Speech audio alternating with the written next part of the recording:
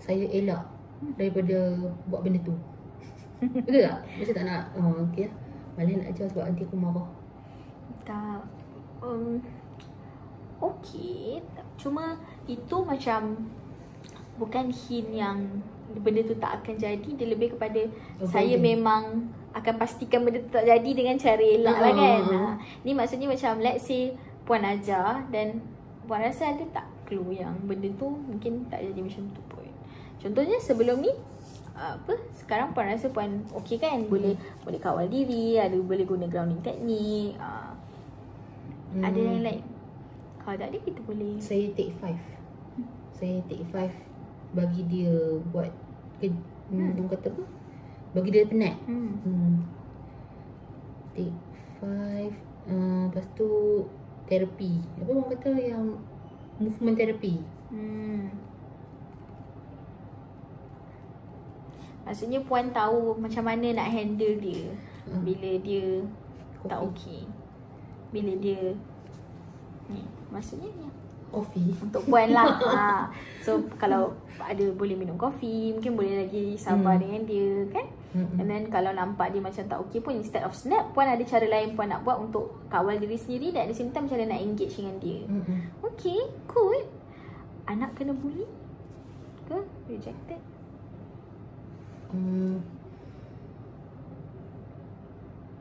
Kena bully ni belum lagi. Ada tak apa-apa yang Puan rasa? Sekejap saya lost.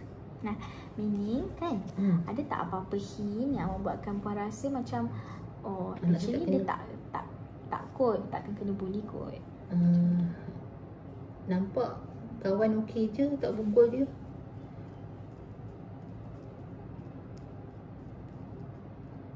Nampak kawan okey je.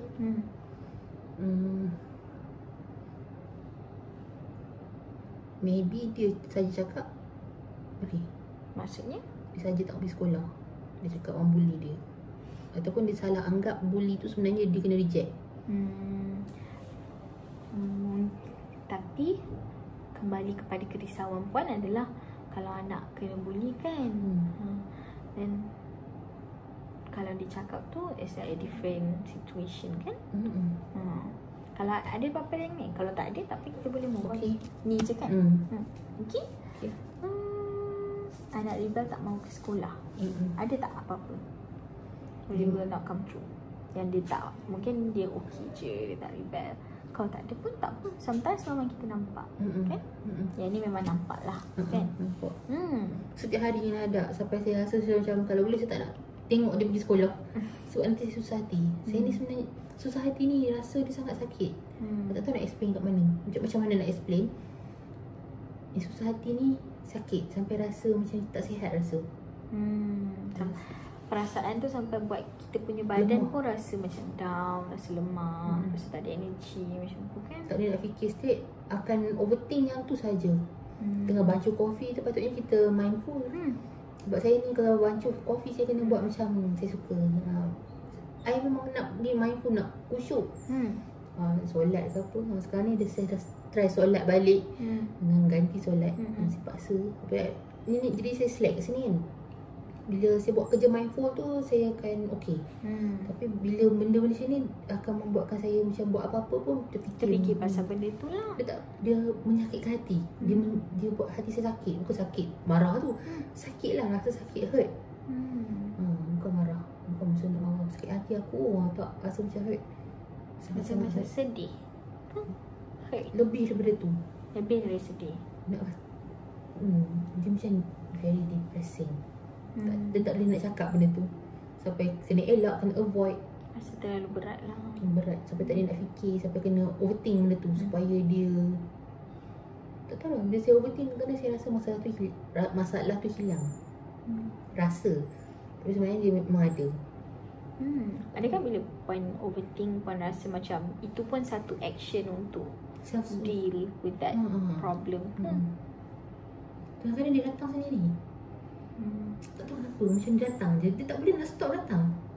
Macam sekarang ni saya tengah terapi, otak saya fikir macam mana kat sekolah ni. Dia makan belum.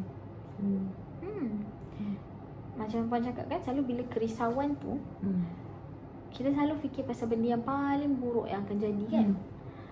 Kalau contohnya lah kan, kalau lah benda-benda buruk ni tak berlaku, apa Puan rasa yang realistically yang mungkin akan terjadi? Kalau ni tak jadi, maksudnya apa yang akan jadi?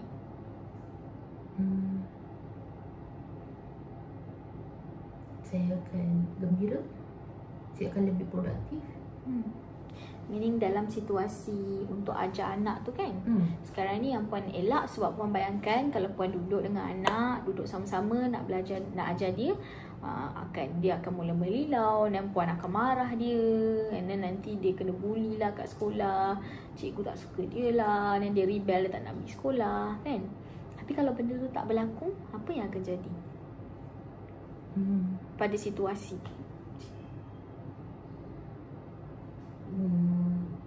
Saya ngajar dia happy, dia pun boleh belajar pun happy. Tak ada siapa marah. Tak ada marah dia.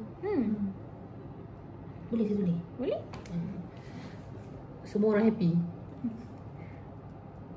Semua boleh ajar.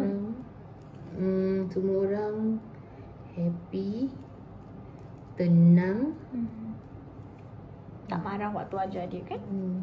Tadi Puan cakap tak marah. Tak marah. Dia boleh dapat reward. Boleh? Boleh kalau Puan nak fikir nak bagi dia reward ke. Sekarang ni nak reward apa pun tak tahulah. Dulu saya boleh bagi yang dia suka tu, figure-figure kan. Sekarang ni dia game. Yang dia nak adalah benda yang mahal, Lego yang betul, yang roller coaster tu. Memang pricey lah. Itu 1,000. Macam yang dupe pun tak ada.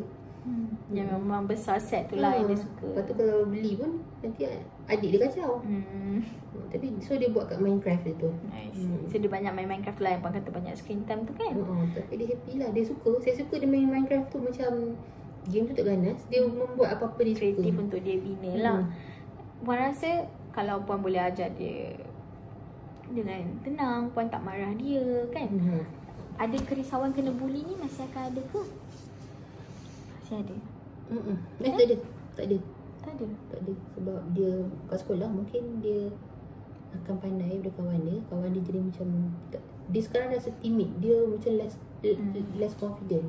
Boleh saya tambah tak anak tak confident? Boleh. Anak tak confident.